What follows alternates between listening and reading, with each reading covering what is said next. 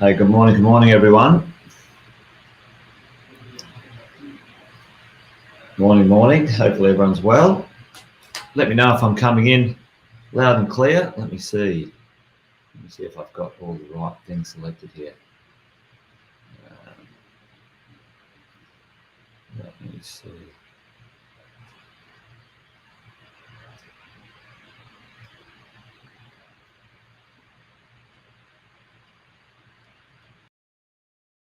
I'm good now. There we go. Howdy, folks. Good morning. Great to see all of you guys here today.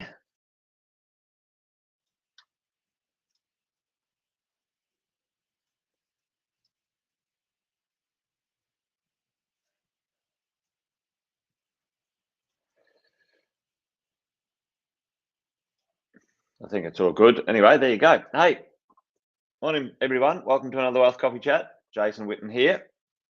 Hopefully you guys are all awesome and well wherever you are today. I'm still in sunny Melbourne, catching up with the crew down here and enjoying the getaway.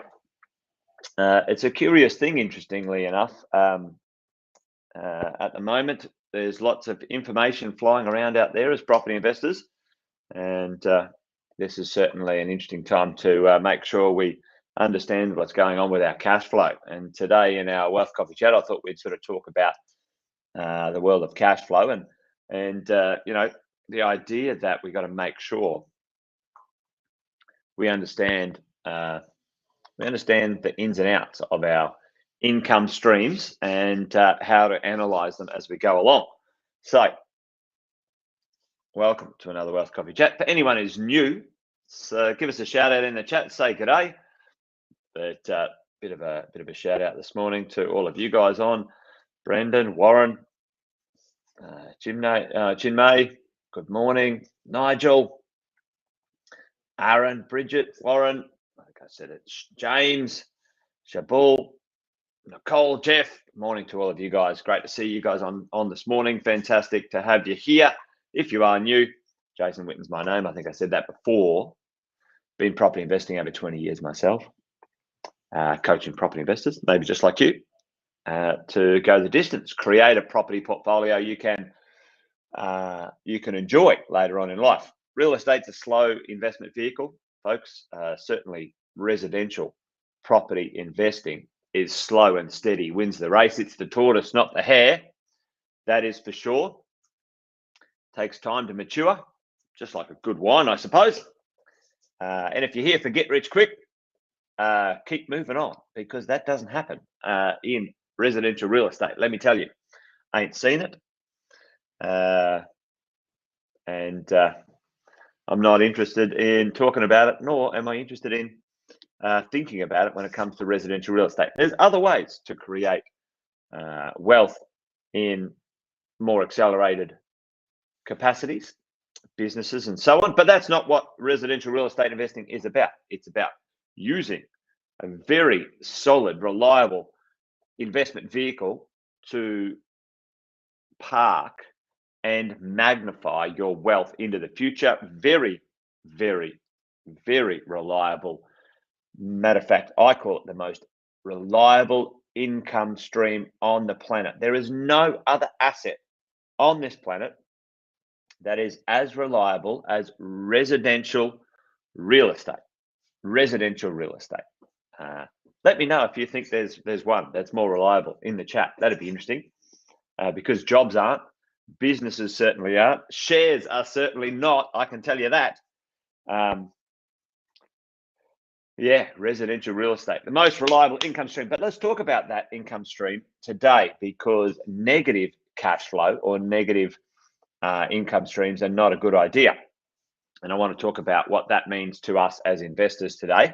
And, maybe, just maybe, have a little look at, those sorts of things as we go along in today's show and chat. So that's part of the conversation today as we roll along. See if I can get the old, not that one there, but let's have a look at this. There's three cash flow conversations that we all need to understand and be aware of. And tell me in the chat right now if you guys know what they are. When we talk about real estate, there's three. Hey, good morning, Bapinda. Morning, Steve and Luke. Riley, good morning, mate. There's three pieces of vernacular words, language that I hear used often. Okay,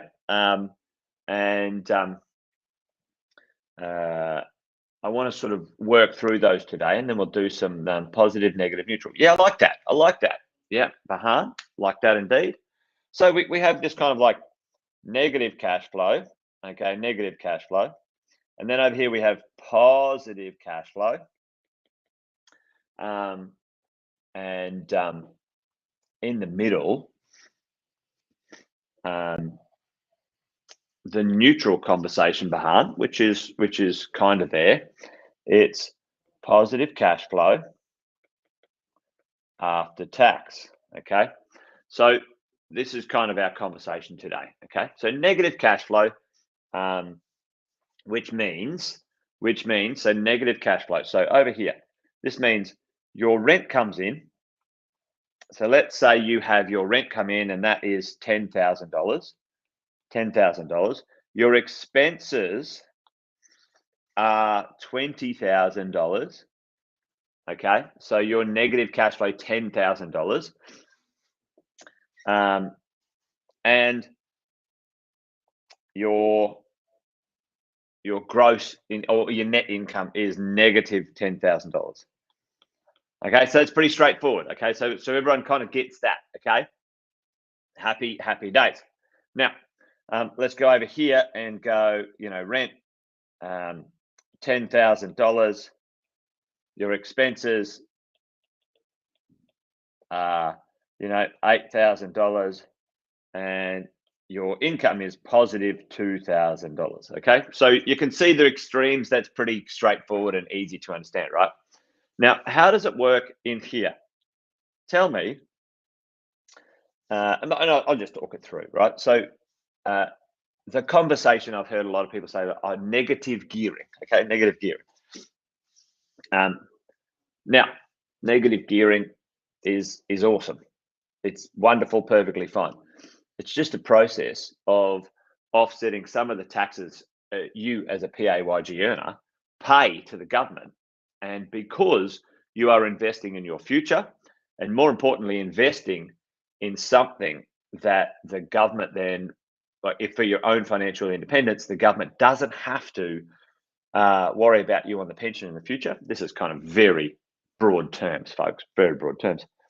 Then you get a benefit. You can negative gear. You can offset a loss against an income. Now that conversation is everywhere, right? So very ill-informed people carry on about negative gearing as if it's something bad. Well, it's very naive and it's a stupid conversation. If you can get a tax deduction, get it. If you can't, then it's not available. Businesses, property investors, everybody in the whole wide world, the entire planet uses deductions. Governments set those. You as a peer, as a investor, get access to that. And I just say that, like, I mean, anyone who wants to argue about this sort of stuff is like, in my head, I think it's kind of like it's a bit silly. But anyway, like sometimes I can get a bit carried away. It's just like, what, you know, there's a tax deduction available. You can get it, and you think negative gearing is some boogie monster. It's bullshit. Anyway, it's the ability for you to offset some losses. You can get some great non-cash losses in real estate, and we're going to talk about that in a second. So negative cash flow, you're losing money. Positive cash flow, what's making you money? Okay. Now down here, the concept of deductions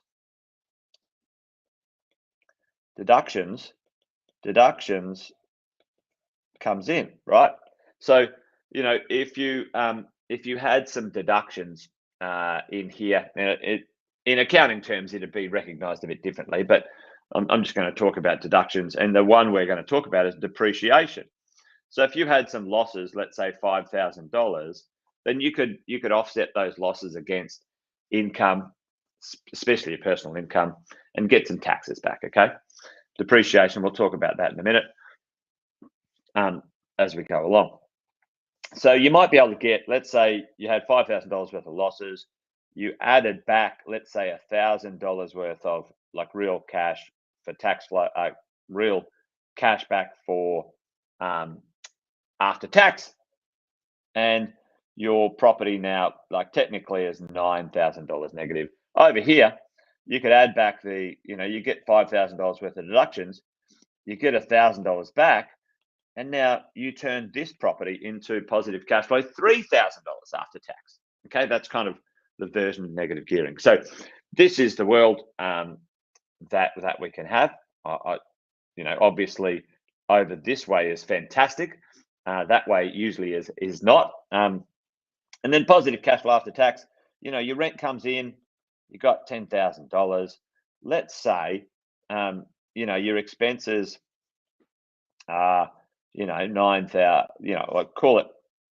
Let's call it $10,000, and you're kind of, this is very rudimentary, but you get zero. So it's neutral, like Baham was saying before. Let's say you get your deductions, you get your $5,000, you add back your 1,000, and now it's positive $1,000. So it's positive cash flow after tax. Okay, hopefully that makes sense. Hopefully I'm not sort of rabbiting on unrecognizable this morning, but hopefully that makes sense. You got negative cash flow, negative, positive in the middle, sort of after tax. One of the challenges right now, folks, in the world of residential real estate is interest rates have gone up, right? What else has gone up? Tell me in the chat right now. Interest rates have gone up. What else has gone up in true terms in the marketplace? And tell me, there's 3 or 4 things. Chuck that in the chat for me. What else? So interest rates have gone up, but what else has either gone up or going up right now? Everything. Yeah, let's keep it to real estate, folks. Let's keep it to real estate. Yeah, rents are going up. Boom. Okay. What else has gone up? Yeah, boom. Barley, building materials. Boom. There you go. Inflation. Yeah. So chimney. So inflation is affecting real estate. So inflation, particularly in the world of real estate, is affecting the building materials. What else has gone up? There's something else underlying every piece of real estate on the planet. Utilities. Yep. There's something we all need. It's either a small piece of it or a big piece of it. That's gone up, folks. Demand. Yeah. Okay. So it's the land value. Okay. So what's gone up is our land value. So fuel. Yeah, fuel's got, everything's bloody gone up, right? But let's talk about real estate world, right? So here right now, in the dimensions of real estate, sort of if we have a look at it, okay. Yeah, I mean, I don't know about who it benefits, BJ. At the end of the day, anyone who's got an income that can buy an investment gets access to it. The challenge is BJ, it's very clear that those who earn the least have the least access to these mechanisms of wealth, right? I mean, that's just a fact. It's pretty clear. You know, but it's an interesting one when you have those conversations, right, BJ, which is good. So at the end of the day, I just got to do something here. Hang on, I think we'll undo that, and then cool. All right, just trying to yeah, it's an interesting one, BJ, when you talk about sort of who deserves it. I mean, I don't look at it in terms like that. It's something that's available that anybody can have access to. Anybody can have access to. The challenge is with those sorts of mechanisms, you have to be able to buy real estate or buy an asset to use it effectively. Yeah. So that's the way the system is if you can take advantage of it. And there's sort of two different sort of conversations in that sort of space. But today I'm talking about, there are rules, whether you earn, 5 cents or $5 million, the same rules are accessible to everyone in this country. So we've got these things, right? So we've got the rents are going up. Let's do it like this. Let's say the interest rates have gone up, rents are going up, building costs have gone up, and also land values have gone up. Okay, land values are going up. So it's interesting right now, and I'm going to quickly get to these numbers in a second because I've rabbited on a bit. So interest rates gone up. As property investors, how do we hedge against interest rates? So hedge is like, how do we cover our costs? Well, the rent goes up. The rents go up. Okay, there you go. How do you? The question is, how do we hedge against these going up? Okay, building values going up and land values going up. Okay, so if you're an investor, you're buying an existing property, what's gone up? What's the underlying value that's gone up on that property? An existing property. Tell me in the chat, folks. An existing property, what's gone up in value? The land has gone up. Technically, the access to that location's gone up, but anyway, that's kind of simple terms. So the land's gone up in value, right? Yep, boom. The land's gone up in value. For all of us, that's fantastic. If you own it, if you've got to get access to it into the future, well, your price is going up, right? For us as investors, looking at the cost of replacement, the cost of replacement. So this is an interesting one right now, and I'm sort of not making it a very clear conversation here, but I'll get to it in a second. What's gone up is the land values have gone up. Secondhand properties have gone up $200,000. A brand new property's gone up $200,000 or thereabouts. The challenge is right now, it's a really strange little mechanism right now in the marketplace, that if you have a look at a cash flow, and I'm gonna switch over to my little calculator here. There we go. I'm gonna see if I can pop my video into the front here. Hello.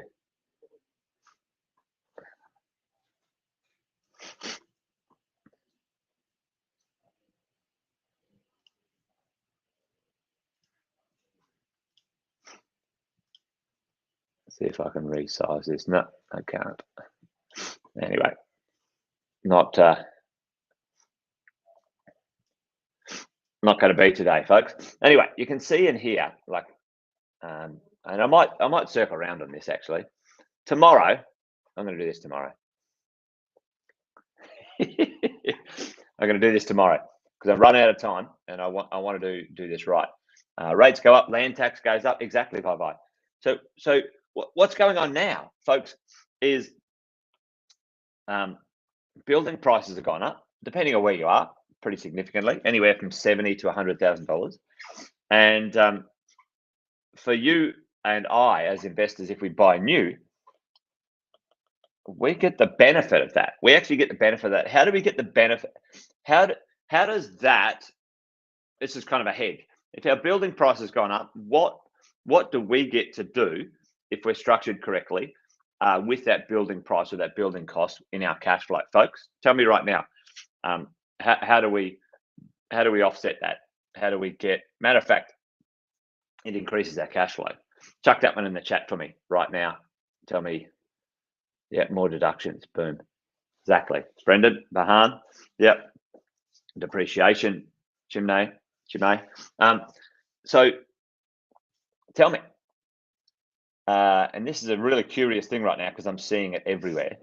I'm doing lots of cash flows for people. Second-hand property, even 1 year old. You guys know this. Depreciation. You get 70% less. Basically, all your chattels are zero when you're the second owner. Okay, so a second-hand property, if you put a $700,000 property and a $700,000 property, a brand new one, right beside a second-hand property, and they're equal in price. Right now, the cash flow on a second-hand property is between 20 and 30% more after tax than a second-hand property, and it's gotten worse or better depending on how you look at it, right? So the second-hand property value went up, fantastic. The brand new property value went up, fantastic. The second-hand property, if you buy in right now on a second-hand property and you use it as a rental, a cash flow, you get less tax deductions, and it actually often attracts less rent.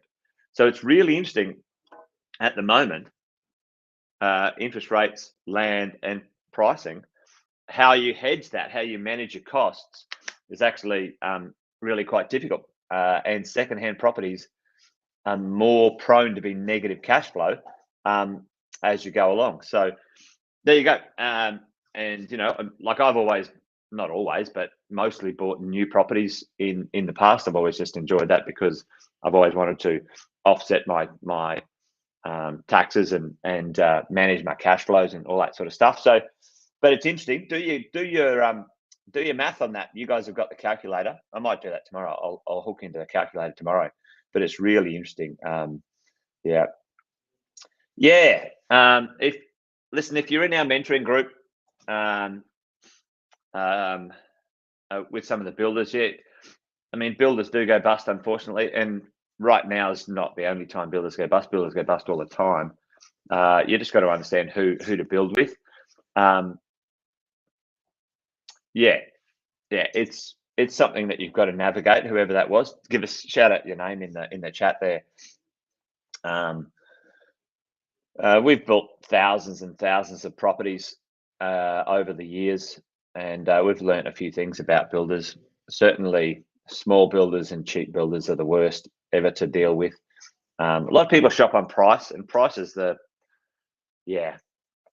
not the number one indicator of something as you're going along. So Privium, they're a biggish builder, weren't they?